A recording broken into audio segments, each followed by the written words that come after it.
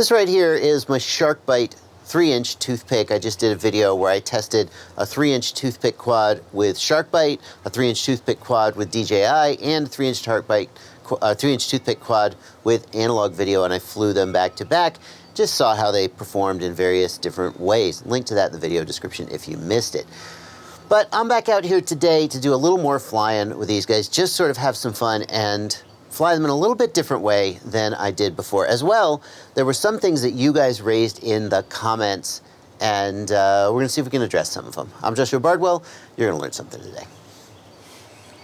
And to be honest with you guys, the real reason I'm out here doing this is just because I want to have a little more fun with these quads. But anytime I post a video and it gets a lot of, oh, flip. How did I not see that coming?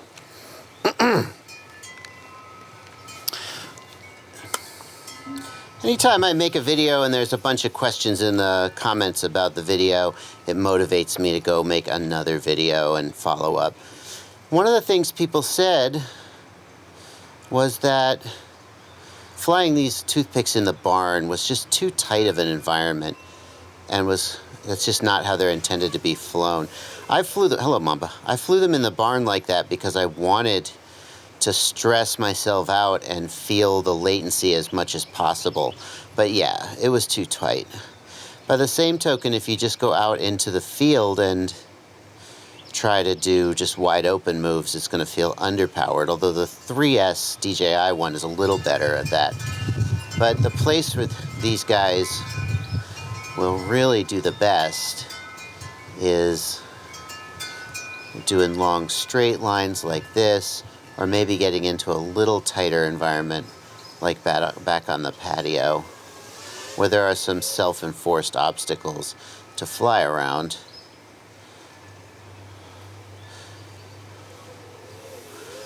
Yeah. Now I'm flying at 200 milliwatts on the Byte. As you probably know, this is the 200 milliwatt board. I have VAS Minion antennas on here, and you can see which way I'm facing. I always face the same way when I'm flying out in my yard, because flying behind the barn, see which way I'm facing? Actually, it should face a little to the right.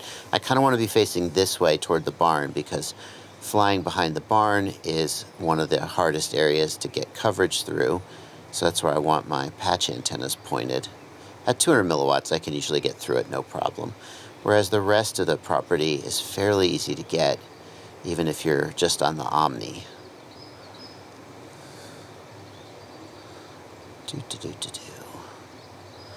We're just gonna have some fun today. Nothing special.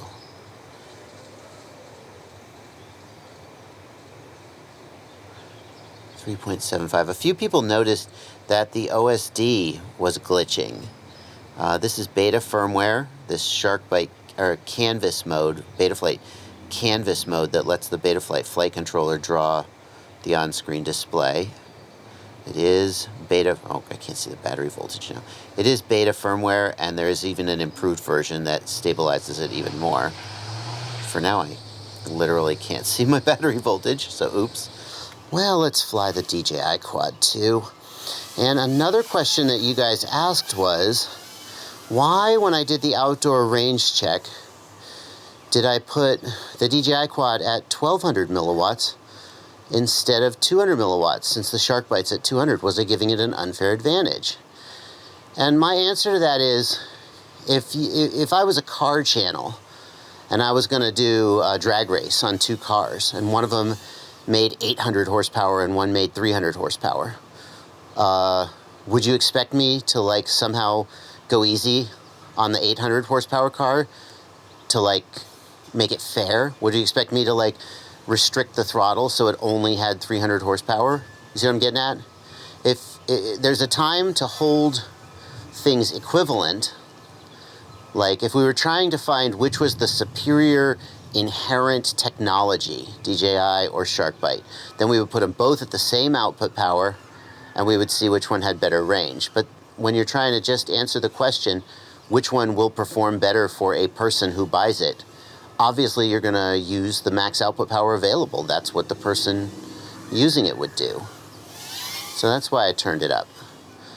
But now we're at 200 milliwatts. This is at 200 milliwatts, and we're flying around the same as we did with the SharkBite quad.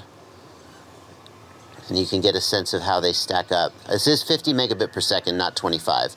A lot of people who fly with friends will only use 25 megabits per second, so we could probably land and change that, but I'm just going to finish this pack up. It won't be doing as good at 25 as it is at 50. Hello there, wind thing.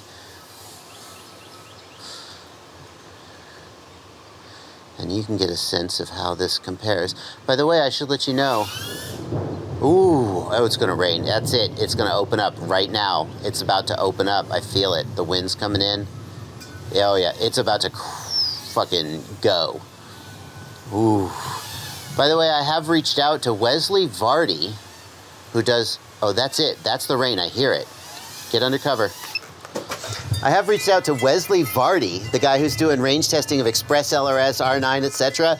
And I sent him a DJI goggles and an air unit so he can do some like real range testing, not this flying around crap that I do. So that'll be coming on my channel. I'm going to try to fly one more at 25 megabits per second if I have time, but that may be it. So here's 25 megabits per second, 200 milliwatts. This is what you would typically be running if you were like racing or flying with friends, and you wanted to minimize the interference with analog. And yeah, the comparison to SharkBite is much more favorable. SharkBite looks a lot better. There's no doubt. It looks a lot better compared to this. It doesn't look better overall. In other words, that I'll leave to you to decide. We're flying around behind the house. By the way, we do have the Axie HD patch antennas on here. That is not stock. That's just how I run it, though. And I suspect that most people running DJI, by the time you've put $600 into your DJI system, you won't flinch at spending another $50 or $60 on patch antennas. So I feel like that's... I mean, obviously, SharkBite is more cost-effective under some sets of assumptions. Oh, hello. Almost. I'm just waiting for the rain to come. It's just gonna... I can hear it in the distance. It's just gonna bust open. The sky's gonna fall out. I really like this 3-inch, this heavier one. The disc loading on it, the weight feels more like a 5-inch, and it's got a little bit more fling. Anyway, there's the wind. Alright guys, let's wrap it up. I'll give you these flights in my commentary. You can have it. And look forward to Wesley Vardy's testing coming in probably a few weeks, because I got to ship the stuff over to Australia and so forth. Happy flying, y'all. What are you doing in here? The least you could do is subscribe or join my Patreon, or like just here's another video I picked out for you. Jeez.